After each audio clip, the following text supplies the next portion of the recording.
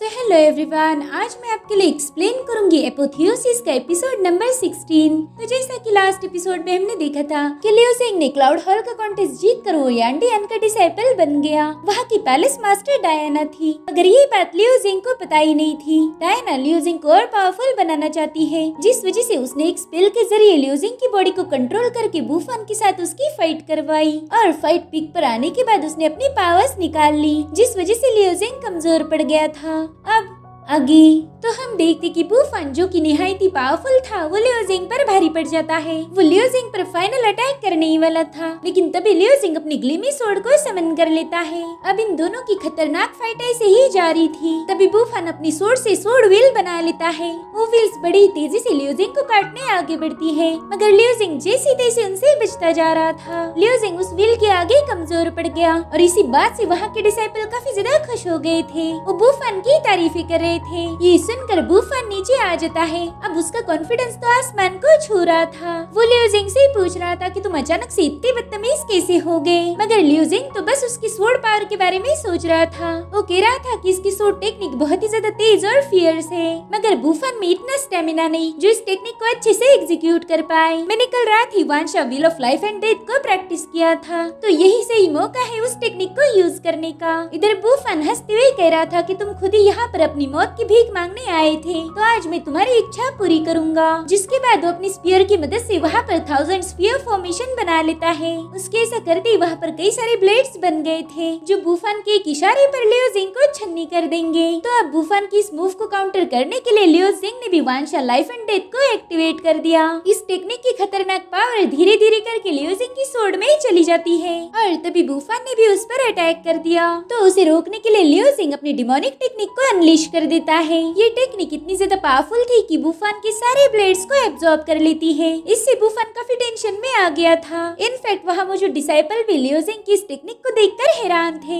वहीं दूसरी तरफ डायना ये सब देख रही थी। वो कहती कि इविल स्पिरिट टेक्निक लियो जिंग पर काफी सूट करती है। इधर लियो जिंग अपनी पूरी ताकत का यूज करके बुफन पर अटैक कर देता है, मगर वो भी अभी से ज्यादा देर तक यूज नहीं कर सकता था, क्योंकि ये उसके आउट ऑफ कंट्रोल हो रही थी। तो लियो जिंग तुरंत ही टियाशा सोर्डमैनशिप को एक्टिवेट कर देता है, जिससे बुफन घायल होकर नीचे गिर चुका था, यानी कि वो ये मुकाबला बुरी तरह से हार जाता है। इधर लियो जिंग एकदम रिलैक्स था। उसे लग रहा था कि अब सब खत्म हो गया, मगर तभी उस पर एक स्वॉर्ड अटैक करने आ जाती है, जिसे लियो जिंग ने समय रहते डॉज कर लिया था। वह ये अटैक करने वाला कोई और नहीं बल्कि बुफन का भाई था। वो कहता है, लियो जिंग तुमने एक इविल टेक्निक का यूज करके मेरे भाई को हर्ट किया है। इस मार्शल हॉल में तुमने उसे सबके सामने जलील किया है, तो अब तुम्हें इसकी सजा जरूर मिलेगी। जिसके बाद वो अपने चारों चमचों को वहाँ पर बुला लेता है। लियो जिंग को पता था कि वो इनका मुकाबला नहीं कर पाएगा, और ये बात डायना भी अच्छे से समझ गई थी। इसलिए वो दोबारा से लियो जिंग की बॉडी में अपनी पावर्स डाल देती है। उसने उसे कंट्रोल करना शुरू कर दिया था। अब वो लियो जिंग की बॉडी का यूज करके कह रही थी कि तुम जाओ फैमिली किसी काम की नहीं हो,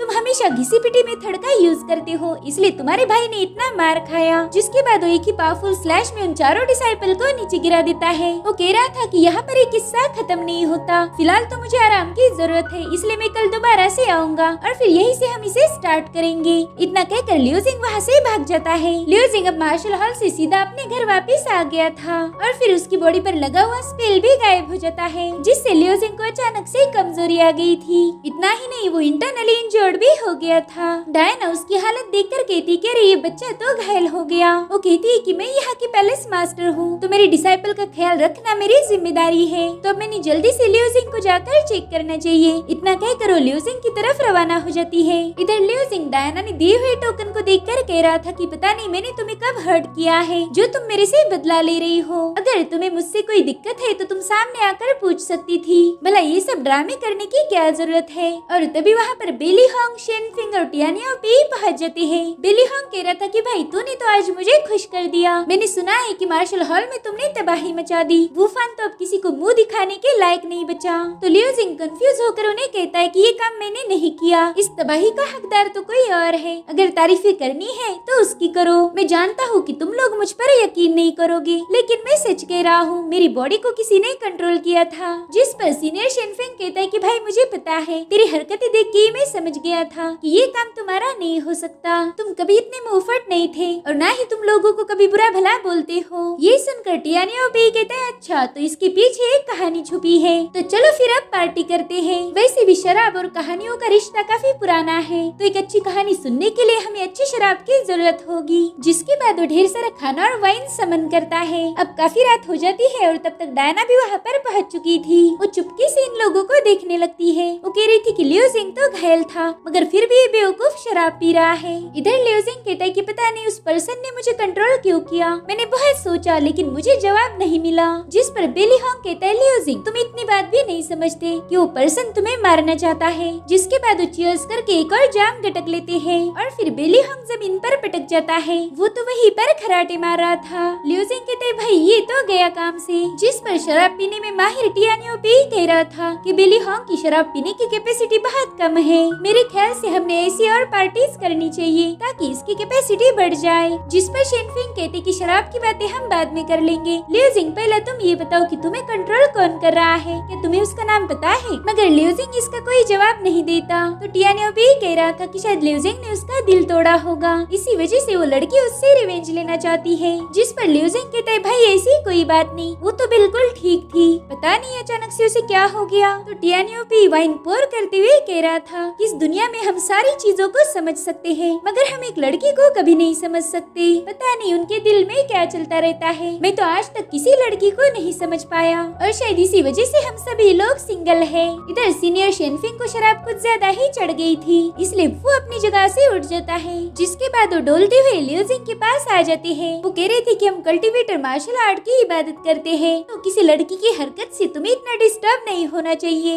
आफ्टर ऑल हमारे लिए बस मार्शल आर्ट ही सब कुछ है। तब तक बेली हॉन्ग भी उठ गया था। वो कहता है लड़कियां मेरे लिए कोई मायने नहीं रखती। जिसके बाद वो अपने ब्लेड से प्रैक्टिस करते हुए कह रहा था कि अगर मैंने लड़कियों से बात की तो मेरी सोड की स्पीड कम हो जाएगी और ये मैं बिल्कुल नहीं चाहता। अब बेली हॉन्ग को देखकर शेनफिंग भी अपनी सोड में अंश से बाहर निकाल लेते हैं। जिसके बाद वो भी प्रैक्टिस करने चले जाते हैं और अब बेली हॉन्ग और शेनफिंग अपनी तलवारबाजी दिखाना शुरू करते हैं। शेनफिंग कह रहे थे कि जल्दी से वाइन को यहाँ भेज दो। लियो जिंग कह रहा था कि शायद आज की रात बहुत ज्यादा रंगीन होने वाली है। जिसके बाद वो वाइन की प्याली शेनफिंग की तरफ थ्रो करता है, जिसे शेनफिंग ने अपनी सोड पर कैच कर लिया था और फिर वो बड़े स्टाइल से उसे हवा में उछाल कर कैच कर लेते हैं। उनका शराब पीने का अंदाज बहुत दिलकश था। अब वो थोड़ी वाइन पीकर बेली हॉन्ग को पहले ही थमा देते हैं, तो वो भी तुरंत ही नॉन स्टॉप वाइन गटकने लगता है। डायना इनकी हरकतें देखकर कह रही थी कि सारे के सारे एक नंबर के उल्लू हैं। पता नहीं इन्हें कल्टीवेटर किसने बना दिया। और इनकी बातें सुनकर लगता है कि ये हमेशा सिंगल ही रहेंगे।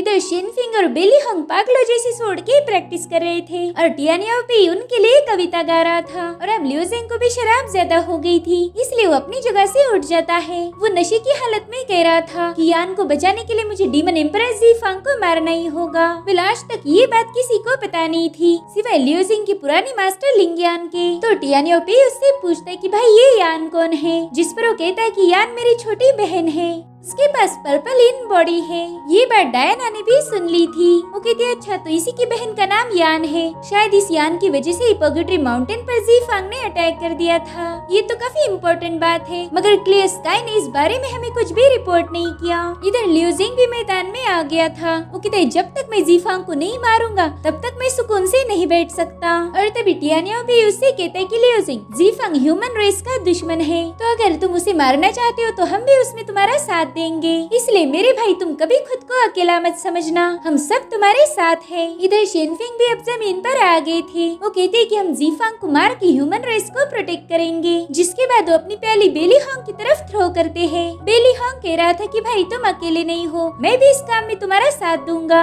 और तभी वो प्याली उसके हाथ से फिसल जाती है और उसे पकड़ने के चक्कर में बेली हॉन्ग भी नीचे पटक गया था। तो अब बेली हॉन्ग की उठने की कोई गुंजाइश नहीं थी। वहीं पर शेनफिंग खड़े खड़े ही सो रहे थे। तो टियानियो भी इनकी हालत देखकर कहता है कि लियो जिंग अब तुमने भी आराम करना चाहिए, आज तो हमारी काफी मजेदार पार्टी हुई। जिसके बाद वो बेली हॉन्ग को एक ही हाथ से उठा लेता है। फिर वो कहता है ये देखो हमारे शेनफिंग, मुझे पता नहीं था कि ये शराब पीने की वजह से भी सो सकते हैं। जिसके बाद वो शेनफिंग को भी अपने कंधे पर उठाकर वहाँ से चला जाता है। लियो जिंग भी अपने कमरे में वापस जा रहा था कि तभी उसे डायना की आवाज आती है। वो कहती लियो जिंग मैं जानती हूँ कि तुम्हारी बहन यान के पास पर्पल इन बॉडी है। जिस पर लियो जिंग कह रहा था कि अच्छा तो तुम हमारी बातें छुपकर सुन रही थी। तो कहती ना, मैंने तुम्हारी बातें नहीं सुनी, मैं तो बस यहाँ से गुजर रही थी और तभी मुझे ये बात सुनाई दी। तो बताओ क्या सच में यान के पास वो पावर है जिस पर लियो जिंग कहता है कि ये बात एक सीक्रेट है और मैं इसे अनजान लोगों को नहीं बता सकता। मैं मेरी पर्सनल प्रॉब्लम उन्हीं के साथ शेयर करता हूँ जो मेरे दिल के करीब है। अब तुम यहाँ से जा सकती हो। मगर तभी डायना ने आइस क्रिस्टल से उसका रास्ता रोक लिया था। वो कहती तुमने मुझे अभी अभी अनजान बोला, मैंने बुफान के साथ फाइट करने में तुम्हारी मदद की। तो लियो जिंग उसे गुस्से में पूछता है कि कौन सी मदद, बताओ कौन सी मदद की है तुमने मुझे कंट्रोल करके मार्शल हॉल में भेज दिया। वहाँ पर न जाने मेरे मुंह से क्या क्या बातें बुलवा ली और इसी वजह से लोग मुझ पर भड़क गए थे। जैसा तुमने मुझे शो किया है मैं वैसा बिल्कुल नहीं हूँ। तुम्हारी वजह से यहाँ के सभी डिसाइपल मुझसे नफरत करते हैं। लियो जिंग चिल्ला चिल्ला कर डायना को डांट रहा था, जिससे अब वो भी गुस्सा हो जाती है। वो कह रही थी कि पूरे यांडियन पैलेस में इतनी हिम्मत किसी में नहीं जो मुझ पर चिल्लाए। मेरे ख्याल से तुम शराब के नशे में धुत और कंफ्यूज हो, इसी वजह से तुमने ये जुर्रत की है। तो चलो मैं अभी तुम्हारे होश ठिकाने पर लाती हूँ। जिसके बाद उसी स्पेल को एक्टिवेट कर देती है जिसकी मदद से पहले भी उसने लियो जिंग को कंट्रोल किया था और अब वो लियो जिंग को टाई कर देती है ताकि वो अपनी पावर्स यूज न कर पाए। अब लियो जिंग दोबारा से उसके हाथ का पपेट बन गया था, जिसके बाद वो ना चाहते हुए भी पानी में जंप लगा देता है। डायना उसे पानी में डुबा डुबा कर उसकी शराब उतारने की कोशिश करती है। वो मजे से पूछ रही थी कि बताओ लियो जिंग क्या तुम्हारा नशा उतर गया, लेकिन वो कहता है डायना प्लीज मुझे कंट्रोल दे दो, ऐसे तो मैं मारा जाऊंगा। लियो जिंग को उस पानी में सांस लेने से दिक्कत हो रही थी। वो खुद को बचाने की पूरी कोशिश करता है। डायना उससे कह रही थी कि ऐसा तड़प तड़प के कुछ नहीं होगा, तुम्हारे पास वो एबिलिटी है कि तुम खुद को अनटाई करो। अगर तुम अपने दिमाग का जरा सा भी यूज करो तो तुम इस पजल को सॉल्व कर सकते हो। मगर सॉल्व करना तो दूर रहा, लियो जिंग सीधा पानी के अंदर चला गया था। डायना कहती कि स्पेल को जोंगरुई ने बनाया था, तो अगर तुम चाहो तो इसे अनटाई कर सकते हो। मगर लियो जिंग तो अभी भी पानी के अंदर था, इसलिए डायना अपना कंट्रोल निकाल लेती है। वो कह रही थी लियो जिंग अब तुम बाहर आ सकते हो, मगर वहाँ पर लियो जिंग का कोई साइन नहीं था। अब डायना भी इससे थोड़ी सी घबरा जाती है, लेकिन थोड़ी देर में उसे ऐसा फील हो रहा था कि लियो जिंग उसके साथ गेम खेल रहा है। वो कहती कि शायद तुम चाहते हो कि मैं इस पानी में जंप लगाऊं, लेकिन ऐसा बिल्कुल नहीं होगा, इसीलिए ये बच्चों वाली हरकतें छोड़कर बाहर आ जाओ। और तभी उसे याद आता है कि जोंगरुई ने उसे बताया था कि वो स्पेल एक ही दिन में एक ही इंसान पर 2 बार यूज नहीं किया जा सकता, इससे उस बंदे की सोल डैमेज हो सकती है। तो अब डायना बहुत ज्यादा डर गई थी। वो सीधी जाकर उस पानी में जंप लगा देती है और थोड़ी देर में उसने लियो जिंग को ऊपर फेंक दिया था, मगर दम घुटने की वजह से लियो जिंग बेहोश था। तो डायना उसे होश में लाने की कोशिश करने लगती है, मगर लियो जिंग उसे कोई रिस्पॉन्स नहीं करता, जिस वजह से डायना बहुत ज्यादा पैनिक हो गई थी। वो कहती लियो जिंग प्लीज उठ जाओ, जिसके बाद वो लियो जिंग की धड़कनें चेक करती है और उसे पता चलता है कि लियो जिंग के दिल ने धड़कना बंद कर दिया है। और अब तो डायना बहुत ज्यादा डर गई थी। तभी उसे याद आता है कि लियो जिंग ने उसे सांस देकर उसकी जान बचाई थी, इसीलिए डायना को भी लग रहा था कि शायद उसने लियो जिंग को किस करके उसकी जान बचानी चाहिए, लेकिन लियो जिंग को किस करने के लिए उसका दिल मान नहीं रहा था। और थोड़ा सोचने के बाद उसे रियलाइज होता है कि ये एक रास्ता है जिससे लियो जिंग को बचाया जा सकता है, इसीलिए वो लियो जिंग को किस करने के लिए उसके करीब जाती है। मगर तभी लियो जिंग होश में आ गया था।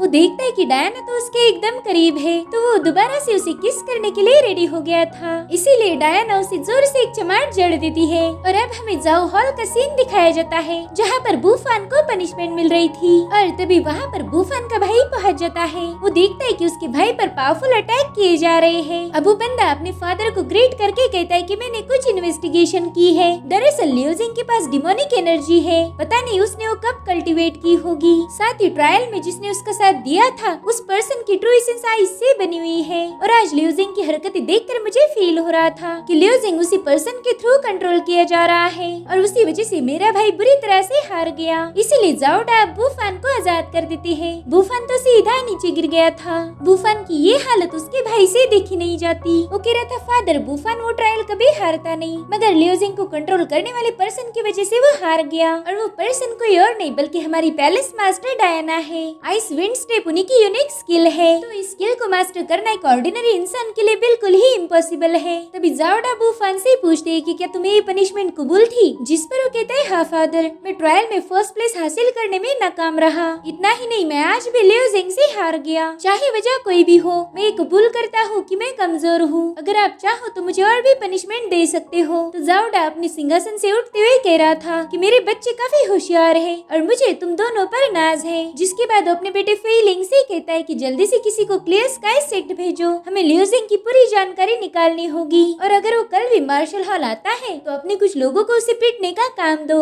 उसकी ऐसी पिटाई करो कि उसका सपोर्ट करने वाला पर्सन सामने आ जाए। हमें ये कंफर्म करना होगा कि वही पैलेस मास्टर है, उसके बाद ही मैं कोई एक्शन ले पाऊंगा। और अब हमें अगले दिन का सीन दिखाया जाता है जहाँ पर सभी लोग लियोजिंग का ही वेट कर रहे थे। एक लड़की कह रही थी कि मेरे ख्याल से लियोजिंग में इतनी हिम्मत नहीं कि आज वो यहाँ पर शो अप करे, मगर तभी लियोजिंग एक तूफानी एंट्री के साथ वहाँ पर पहुँच जाता है। वो कहता है मैं हूँ लियोजिंग, तुम लोग मुझे गॉड भी बुला सकते हो और मैं यहाँ पर तुम्हें चैलेंज करने आया हूँ। तो वहाँ मौजूद डिसाइपल कह रहे थे कि शायद लियोजिंग भांग खा के आया है, इसकी बकवास तो खत्म होने का नाम नहीं ले रही। हमने इतना घमंडी लड़का आज तक नहीं देखा था। जिस पर लियोजिंग कहता है कि मैं कोई बकवास नहीं कर रहा, यही तो मेरा स्टाइल है, अगर मैं स्टाइल ना मारूं तो मुझे दिन भर नर्वसनेस होता है। और तभी वो डायना से कहता है कि आपको क्या लगता है ये लोग मुझे जिंदा छोड़ेंगे? मुझे नहीं लगता कि मैं ज्यादा दिन तक यहाँ पर सरवाइव कर पाऊंगा, ये लोग तो मुझे मार्शल हॉल में ही गाड़ देंगे। ये सुनकर डायना को हंसी आ रही थी। वो कहती कल मेरी वजह से तुमने शराब पी, लेकिन आज नया दिन है, आज इन लोगों को तुम खुद की पावर्स दिखाओ। इधर डिसाइपल कह रही थी कि ये बंदा पागल है, इसे मार मार के सबक सिखाना ही होगा, इसकी अकड़ को खत्म करना जरूरी है।